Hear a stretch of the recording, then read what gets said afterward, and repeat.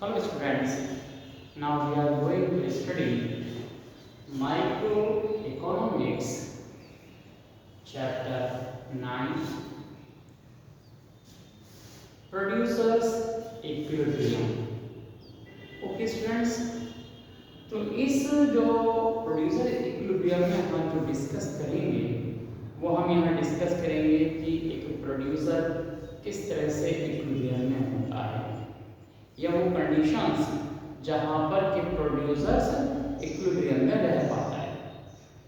हम यहाँ पर जो डिफरेंट जो प्रॉफिट्स हैं उनके भी कॉन्सेप्ट की हम बात करेंगे। तो जो प्रोड्यूसर्स इक्विलिब्रियम है यहाँ पर समझने के लिए सबसे पहले आपको ये समझना होगा कि जो इकोनॉमिक प्रॉफिट है ओके और एक अकाउंटिंग प्रॉफिट होता है, इन दोनों में थोड़ा सा डिफरेंस होता है। इसी तरह से हमारे पास ग्रॉस प्रॉफिट और नेट प्रॉफिट होता है, तो वहाँ पर भी थोड़ा डिफरेंस आपके पास रहेगा। तो याद रखना है आपको कि जब हम बात करते हैं किसकी, जब हम टोटल किसकी बात करें प्रॉफिट की, तो प्रॉफिट में ये सारी चीज़ें मतलब चार लिए हमने आपको प्रॉफिट यहाँ पर बताए हैं। पहला आपके पास हमने अकाउंटिंग प्रॉफिट बताया, फिर हमने आपको एक इकोनॉमिक प्रॉफिट बताया, फिर हमने आपको ग्रॉस प्रॉफिट बताया और जो नेट प्रॉफिट है वो हमने बताया। ओके, तो ये जो प्रॉफिट्स होते हैं वो आपको पहले समझने, फिर उसके बाद हम क्या समझेंगे कि प्रोड्यूसर्स इक्विलिब्रियम में कहाँ होगा। तो सबसे पहले हमारे पास आता है जब हम बात करते हैं किसकी, जब हम बात करेंगे कि इकोनॉमिक प्रॉफिट, इकोनॉमिक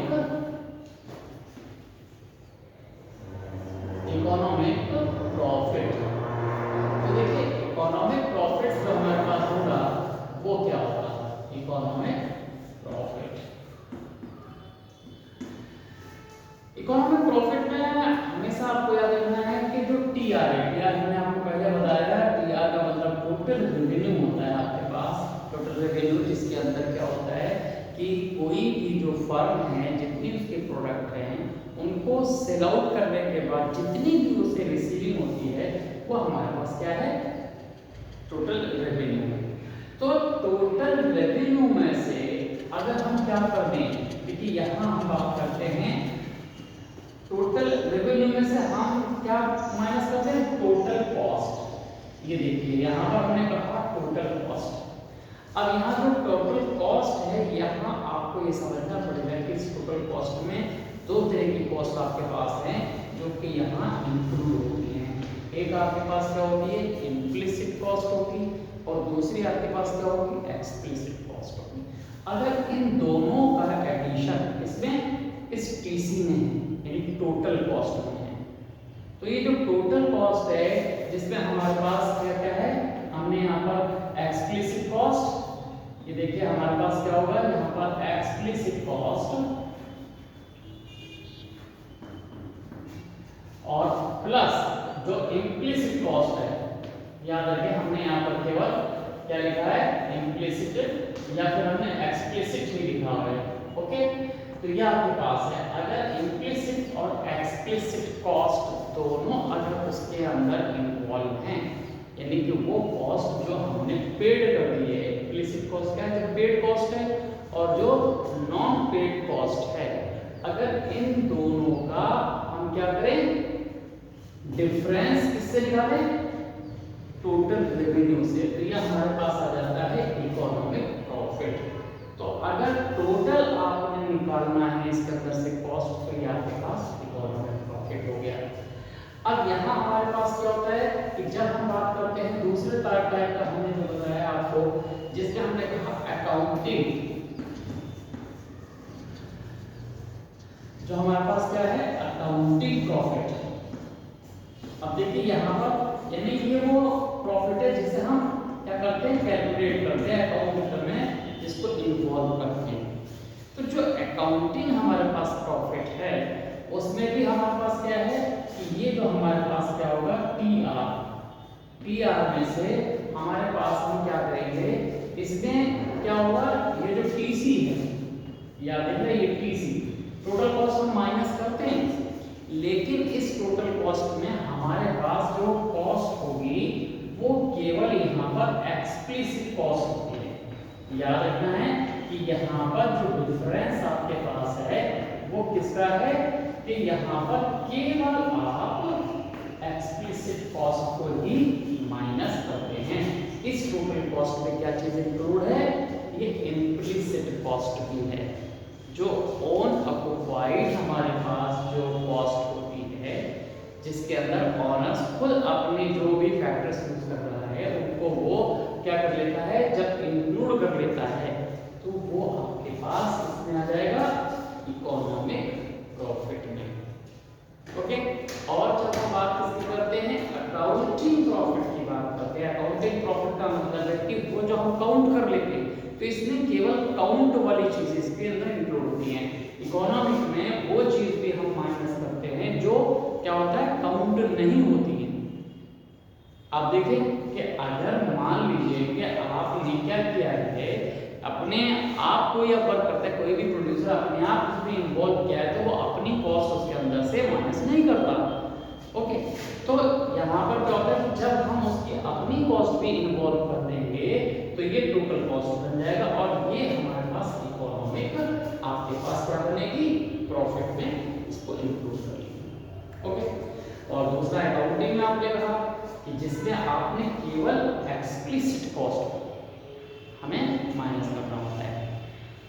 अब अकाउंटिंग में जैसे मान लीजिए कि अभी आप एग्जांपल समझ सकते हैं कि मान लीजिए कि अगर एक ऑनर क्या करता है, अपने आप मार्केट में जाकर कोई सामान परचेस करता है, ओके, और वो क्या करता है, उसको खरीद कर लेकर आता है। तो इसका मीन है कि उसने जो एक्सपेंसेस किए वो उसने रॉ मटेरियल में, फेयर में जो भी एक्सपेंसेस किए, अगर वो जो उसने खर्च किए हैं वो क्या होंगे, केवल एक्सप्लिसिट कॉस्ट होगी। ओके, वो माइनस कर लिया। अगर एग्जांपल से देख लें थोड़ी देर के लिए कि प्रॉफिट कितना हो गया, टोटल रेवेन्यू हमारे पास कितना हो गया, मान लीजिए कि 1000 रुपए ये रेवेन्यू है हमारे पास, या हमने कहा कि ये टीआर है। ओके, अब इसमें से जो उसने क्या खर्च किया, जो पेड किया, जो उसने रॉ मटेरियल में पेड किया, वो उसने पेड किया, मान लीजिए कितना पेड किया, वो किया इसने आपका 800 रुपए पेड किया। तो ये टोटल कॉस्ट बन गई क्योंकि उसने पेड किया इतना। तो ये हमारे पास जो प्रॉफिट की वैल्यू आ जाती है वो हमारे पास आ जाती है 200 रुपीस, इस तरह से। ओके, अब आप सोच लीजिए, तो ये हमारे पास आ गया। अगर वो खुद गया तो ये आपके पास अकाउंटिंग में आपके पास आ जाती है। लेकिन अगर इसी को हम देखें, अगर हम इसके अंदर क्या करें, खुद देखें, अकाउंटिंग जो प्रॉफिट होती है जो करनी होनी चाहिए वो क्या होनी चाहिए कि अगर वो अपने आप ना जाकर, मान लीजिए किसी सर्वेंट को भेजता, तो वो आने जाने का अपना किराया भी लेता। मान लीजिए कि वो अपना आने जाने के लिए खर्च के लिए कहता कि भाई मुझे वहाँ खाना पीना जो भी कुछ करना है मैं अपनी सर्विस आपको दे रहा हूँ तो मैं सर्विस चार्ज लूँगा।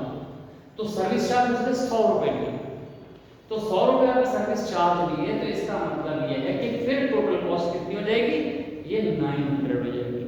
तो 900 जब होगी तो वो यहाँ आ जाएगा, इकोनॉमिक में आपके पास आ जाएगा कि इम्प्लिसिट कॉस्ट क्या है।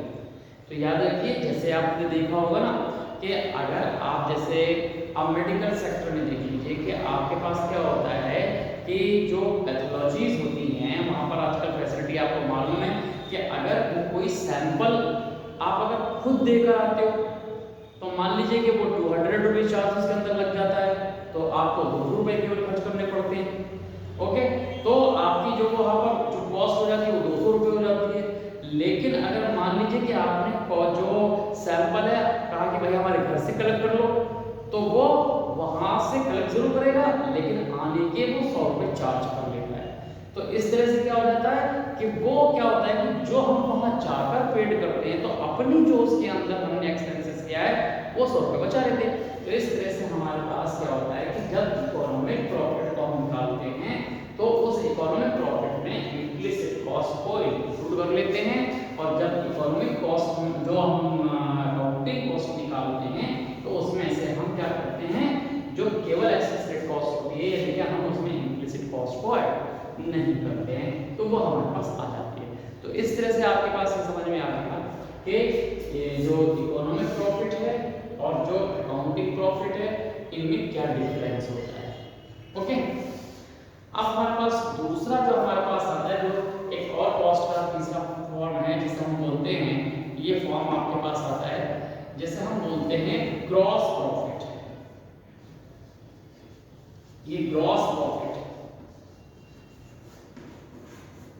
ये ग्रॉस प्रॉफिट क्या है? देखिए ग्रॉस प्रॉफिट का मतलब आप समझ लीजिए कि इसमें हम केवल क्या करते हैं, जो टीआर है, ये जो टीआर टोटल रेवेन्यू है, इस टीआर में से हम माइनस कर लेते हैं क्या चीज, टोटल वेरिएबल कॉस्ट। हम ये टोटल वेरिएबल कॉस्ट का इसके अंदर से माइनस करते हैं तो हमारे पास आता है क्या, ग्रॉस प्रॉफिट।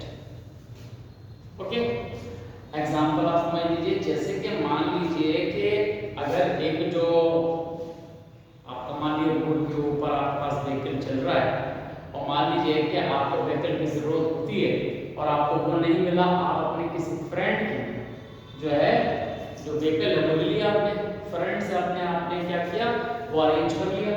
तो वो आप अरेंज कर लेंगे तो उसमें क्या होगा कि क्या मिलेगा, अगर आपका उसमें पेट्रोल पड़ा हुआ है तो आपने कहा कि भाई इसके अंदर जो है 5 लीटर पेट्रोल लगेगा, तो वो 5 लीटर जो पेट्रोल है वही उसके अंदर डलवाएगा और कुछ आपके पास माइनस ही नहीं होगा। तो वो हमारे पास क्या होता है, केवल जब टोटल वेरिएबल कॉस्ट टीआर में से माइनस की जाती है टोटल रेवेन्यू में से, तो ये वेरिएबल कॉस्ट को अगर आप केवल माइनस करेंगे तो वो आपके पास ग्रॉस प्रॉफिट होगा। याद रखना है कि रेवेन्यू में से केवल जो वेरिएबल कॉस्ट होती है अगर आप उसे निकालेंगे तब आपके पास क्या होगा, ये आपके पास रहेगा ग्रॉस प्रॉफिट। और यहां जो हमारे पास आता है जिसे हम बोलते हैं नेट प्रॉफिट।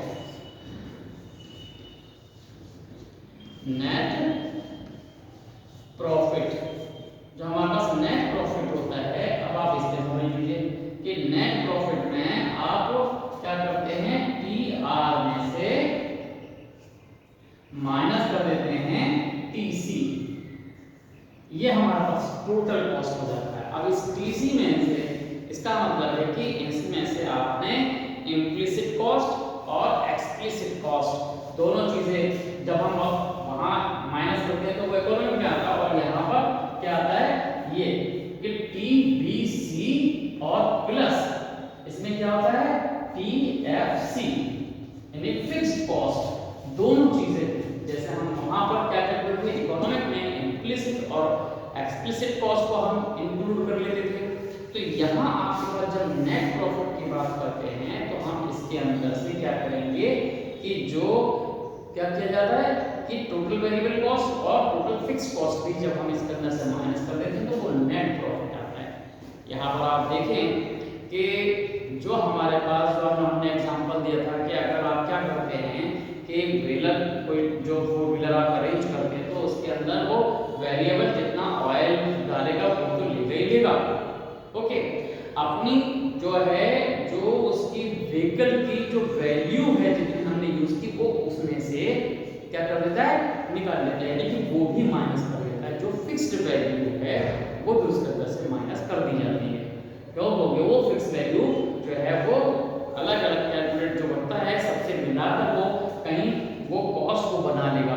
तो इस तरह से जो फिक्स्ड कॉस्ट भी अगर हम कहें कि वो निकाल दी जाए इसमें से रेवेन्यू में से तब हमारे पास आ जाता है नेट प्रॉफिट। तो ये चीज आपको समझ में आ गई कि जो हमारे पास क्या है कि जो प्रॉफिट के कॉन्सेप्ट में आपने देख लिया कि अगर हम यहाँ पर ग्रॉस प्रॉफिट की बात करते हैं तो उसमें केवल टीबीसी आप माइनस करते हैं और अगर नेट प्रॉफिट की बात करते हैं तो उसके अंदर से टीएफसी भी माइनस किया जाता है, टोटल कॉस्ट माइनस की जाती है, ये आपके पास है। तो चार आपके पास हो गए, इकोनॉमिक प्रॉफिट, अकाउंटिंग प्रॉफिट और ग्रॉस प्रॉफिट और नेट प्रॉफिट। तो ये आपके पास ये जो प्रॉफिट का कॉन्सेप्ट है ये आपको समझ में आ गया होगा। अब हम बात करते हैं किसकी, हम बात करते हैं प्रोड्यूसर्स के इक्विलिब्रियम की, कि प्रोड्यूसर का जो इक्विलिब्रियम होता है वो कहाँ होता है। तो प्रोड्यूसर का इक्विलिब्रियम के लिए याद रखिए कि जब हम बात करते हैं कि प्रोड्यूसर का इक्विलिब्रियम उस पॉइंट पर होता है जहां पर कोई भी प्रोड्यूसर, अगर प्रोड्यूसर की बात करें कि कोई भी प्रोड्यूसर अगर जो प्रॉफिट है वो मैक्सिमम ले रहा हो, मैक्सिमम का मतलब है कि सबसे ज्यादा जहां उसे प्रॉफिट मिल रहा होगा वही पॉइंट या वही जो हमारे पास सिचुएशन है वो प्रोड्यूसर्स के इक्विलिब्रियम की होती है। तो इसे हम एक जो आपके पास न्यूमेरिकल से आप कह सकते हैं या हम ये कह सकते हैं कि फॉर्मूले बेस पे भी हम इसको समझ सकते हैं कि जो प्रोड्यूसर्स के जो इक्विलिब्रियम है वो किस तरह से आपके पास रहता है। अब जरा देखें कि जो प्रोड्यूसर्स का इक्विलिब्रियम है वो किस तरह से आपके पास काम करेगा, ये देखिए। तो प्रोड्यूसर का इक्विलिब्रियम क्या है? It is a situation where the producer get maximum profit, तो वो प्रोड्यूसर का इक्विलिब्रियम होगा। तो यहाँ पर हम प्रोड्यूसर्स का इक्विलिब्रियम हम क्या कहें, ये अगर हम इस तरह से लिख दें कि आपके पास क्या है, प्रोड्यूसर्स इक्विलिब्रियम, जो हमारे पास प्रोड्यूसर का इक्विलिब्रियम है वो आपके पास कहाँ है, इस कंडीशन को आप देखें, प्रोड्यूसर्स इक्विलिब्रियम, ये हमारे पास क्या है, प्रोड्यूसर का इक्विलिब्रियम है कि अगर हम टोटल रेवेन्यू में से अगर हम क्या करें, ये जो हमारे पास टीआर में से टी जो है क्या होनी चाहिए, वो आप इसके अंदर से माइनस कर दें, कॉस्ट को माइनस कर दें, तो ये मैक्सिमम होना चाहिए। क्या होना चाहिए? मैक्सिमम। मैक्सिमम का मतलब यहाँ पर इसकी वैल्यू जो है वो मैक्सिमम होनी चाहिए, ये मैक्सिमम। ओके, तो अगर ये वैल्यू मैक्सिमम है तो हम इसे बोलेंगे कि ये प्रोड्यूसर्स के इक्विलिब्रियम की कंडीशन है। मतलब हम शॉर्ट में इसको इस तरह से देते हैं कि T R minus T C is equal to, और एक हम एक कांस्टेंट यूज करते हैं जिसे हम बोल देते हैं पाई। ये देखिए पाई हमारे पास है, ये पाई, और ये पाई क्या होना चाहिए, ये क्या होना चाहिए, ये प्रॉफिट होना चाहिए, ये प्रॉफिट होना चाहिए, और इसे बोल देते हैं मैक्सिमम। अगर ये क्या है, मैक्सिमम है, तो ये हमारे पास जो कंडीशन आती है वो प्रोड्यूसर्स के इक्विलिब्रियम की कंडीशन आ जाती है। ओके, या आप पहले समझ लीजिए कि कभी-कभी हम जब बात करते हैं प्रोड्यूसर्स के इक्विलिब्रियम की, तो प्रोड्यूसर्स का इक्विलिब्रियम जो है वो कहाँ होना चाहिए, कि अगर यहाँ पर प्रॉफिट, ये जो प्रॉफिट है इसको हमने यहाँ क्या कहा, ये जो हमारे पास है ये प्रॉफिट है, इसे हमने कहा प्रॉफिट, ये मैक्सिमम होता है, वहीं पर आपके पास प्रोड्यूसर का इक्विलिब्रियम होता है। ये जो कंडीशन आपके पास है इसे हमने कहा प्रॉफिट, ये प्रॉफिट है। अगर ये पाई की वैल्यू मैक्सिमम होगी तो आपके पास क्या होगा, प्रोड्यूसर्स का इक्विलिब्रियम होगा। ओके, तो ये जो कंडीशन आ जाती है हमारे पास प्रोड्यूसर्स के इक्विलिब्रियम की, ये the condition where the producer get maximum profit, तो मैक्सिमम प्रॉफिट की कंडीशन हमारे पास यहाँ आ जाती है। ओके, तो ये आपको समझ में आ गया। ओके, तो यहाँ अब एक इसको न्यूमेरिकल के बेस पे भी आप समझ सकते हैं कि प्रोड्यूसर का इक्विलिब्रियम कहाँ होगा। अगर आपके पास एक टेबल है, टेबल के बेस पर डायग्राम से आप इसको समझ सकते हैं कि कहाँ होगा, और फिर उसी चीज को आप एक ग्राफ के थ्रू भी समझ सकते हैं कि किस तरह से हमारे पास प्रोड्यूसर का इक्विलिब्रियम होता है। तो यहाँ जो प्रोड्यूसर्स का इक्विलिब्रियम है, अभी हम एक न्यूमेरिकली एग्जांपल के बेस पर समझेंगे कि प्रोड्यूसर का जो इक्विलिब्रियम है वो कहाँ होता है। ओके, तो देखें जो प्रोड्यूसर्स का इक्विलिब्रियम है उसके लिए आप हम यहाँ पर यूनिट्स की बात कर लेते हैं।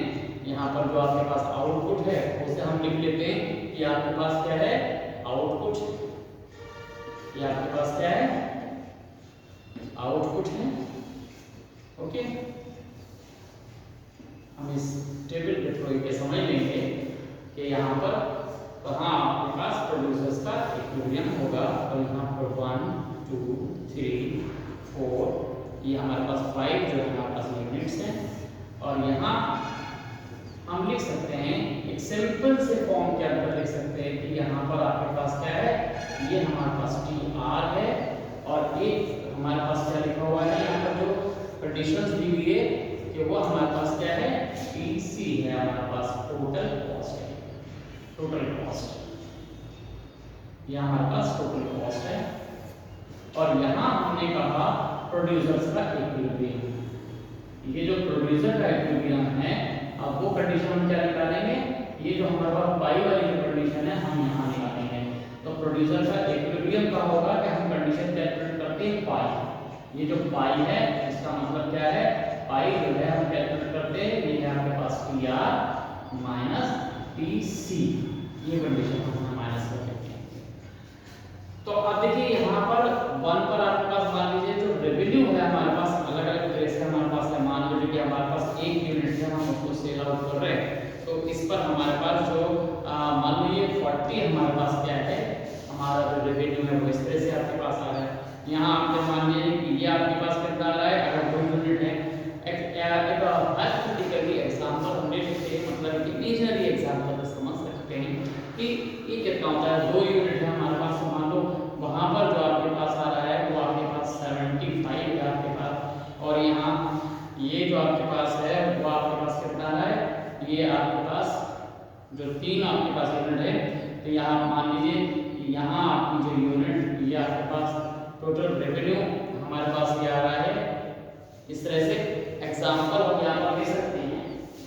देखिए इसको हम थोड़ा सा और सिंपल कर दें जिससे कि आपको इसी समझ में आएगा कि पहली यूनिट को देखने में मान लीजिए कि ये आपके पास क्या है, कि ये आपके पास ये 40 है, यहाँ पर जो रेवेन्यू है हमारे पास हम मान ले रहे हैं कि रेवेन्यू जो है पूरी जो नंबर है उसमें आप ले लें जिससे कि आपको ये आपको समझ लीजिए।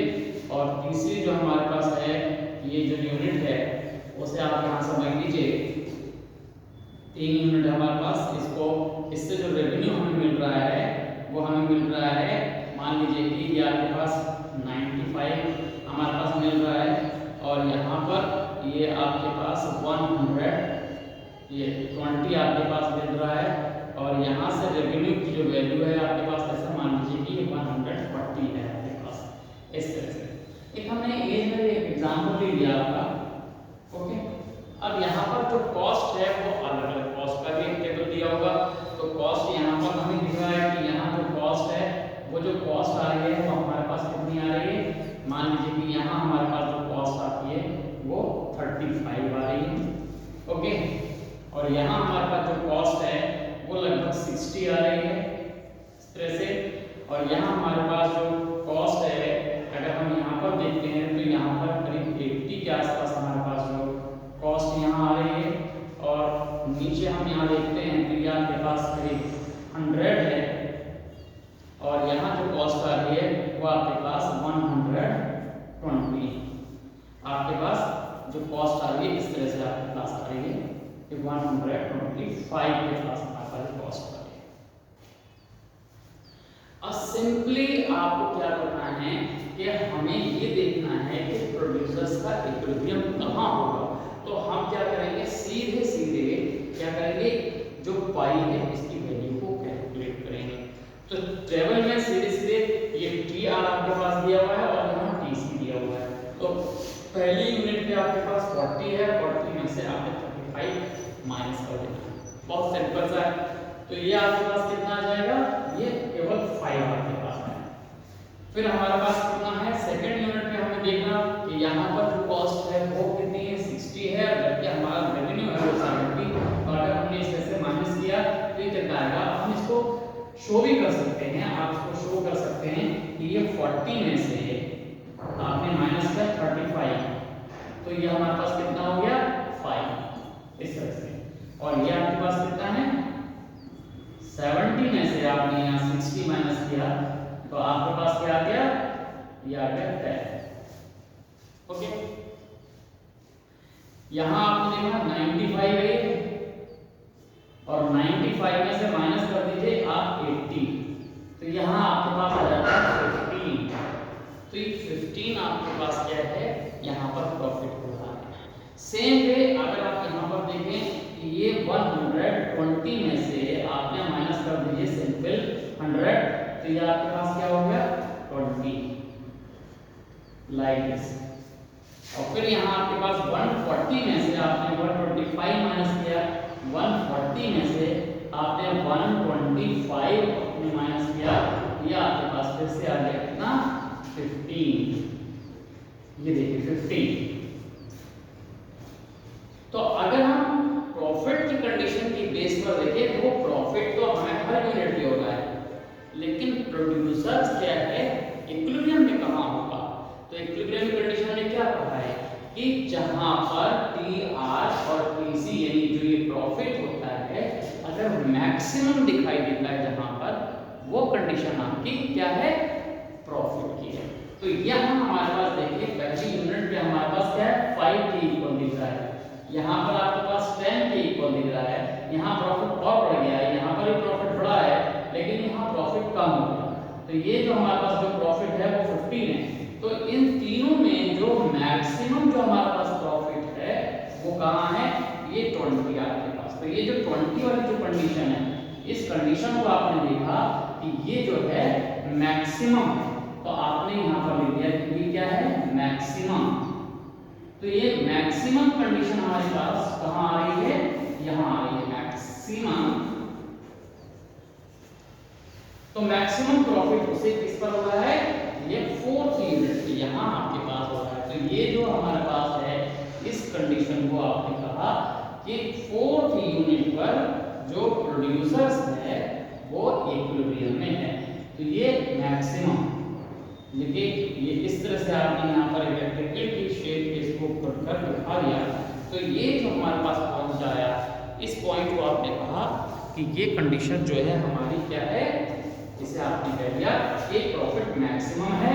तो मैक्सिमम प्रॉफिट, ये देखिए मैक्सिमम प्रॉफिट है। ओके, तो दैट इज व्हाई ये जो हमारे पास 4th यूनिट है, इस 4th यूनिट पे हम ये कहेंगे कि ये जो कंडीशंस है आपके पास वो क्या है प्रोड्यूसर्स के इक्विलिब्रियम की ये कंडीशन आ जाती है। तो आप यहाँ पर सीधे सीधे लिख सकते हैं कि ये जो हमारे पास पॉइंट है ये आपके पास है प्रोड्यूसर, जो हमारे पास है प्रोड्यूसर्स इक्विलिब्रियम। तो हम इक्विलिब्रियम को यहाँ पर इस तरह से यहाँ पर लिख देते हैं। ओके, इक्विलिब्रियम यहाँ पर शॉर्ट में लिखते हैं, तो शॉर्ट में आपके पास समझ में आता है। शॉर्ट फॉर्म में हम इक्विलिब्रियम कैसे लिखते हैं, ई क्यू और इसके ऊपर हम ये एक एम बना देते हैं लाइक दिस। तो प्रोड्यूसर्स का इक्विलिब्रियम कहाँ है, ऑन 4th यूनिट।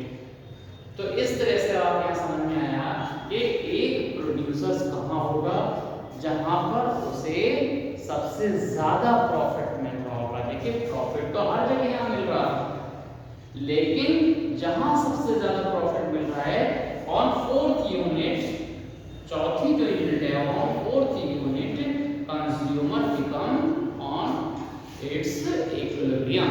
ये 4th यूनिट पे वो अपने इक्विलिब्रियम पे आ पाता है, क्योंकि वहीं पर उसे मैक्सिमम जो आपका प्रॉफिट है वो मिल रहा है। ओके, तो इस तरह से जब आपको समझ में आ गया। हाँ, ये याद रखिए कि अगर हम लॉस के बेस पर कहते हैं कि जब कभी किसी प्रोड्यूसर को लॉस हो रहा हो, तो उस सिचुएशन में प्रोड्यूसर्स को याद रखना है कि कहां पर इक्विलिब्रियम मिलेगा, जहां मिनिमम लॉस होता है। तो कंडीशंस आपके पास है, अगर प्रॉफिट है तो प्रॉफिट में मैक्सिमम प्रॉफिट की कंडीशंस की बात करते हैं, और यानी कि मैक्सिमम आपके पास प्रॉफिट होना चाहिए। और अगर हम लॉस की करते हैं तो जो लॉस होता है वो मिनिमम लॉस, जो प्रोड्यूसर्स का इक्विलिब्रियम कहाँ होगा, अगर हम इसी पर बात करें, अगर हम प्रोड्यूसर के इक्विलिब्रियम के हम यहाँ पर बात कर लेते हैं, प्रोड्यूसर्स अगर इक्विलिब्रियम कहाँ होगा तो वो कहाँ होगा, ऑन, हम लिख सकते हैं ऑन, ये आपके पास आता है मिनिमम। मिनिमम लॉस, अगर प्रोड्यूसर को जहां मिनिमम लॉस हो रहा होगा उस कंडीशन को भी हम बोल देते हैं कि प्रोड्यूसर का इक्विलिब्रियम है, वो उस कंडीशन में है कि जहां पर उसको लॉस हो रहे हो, ओके, और जहां प्रॉफिट हो रहे हो वहां पर इसकी कंडीशन ये रहती है। तो इस तरह से आपको ये समझ में आ गया, ओके। तो ये जो सारी चीजें हैं ये आपको समझ लेनी है अच्छी तरह से, तो ये क्लियर हो गया होगा। अब नेक्स्ट वीडियो में जो हम इसके डायग्रामेटिक रिप्रेजेंटेशन है जो आपके सिलेबस में है, जिसमें हम पीआर की जो आपके पास कर्व है उसके थ्रू जब हम निकालते हैं तो हम प्रोड्यूसर्स के इक्विलिब्रियम की बात करेंगे, ओके। तो ये आपके पास आ जाएगा, ओके। Thank you.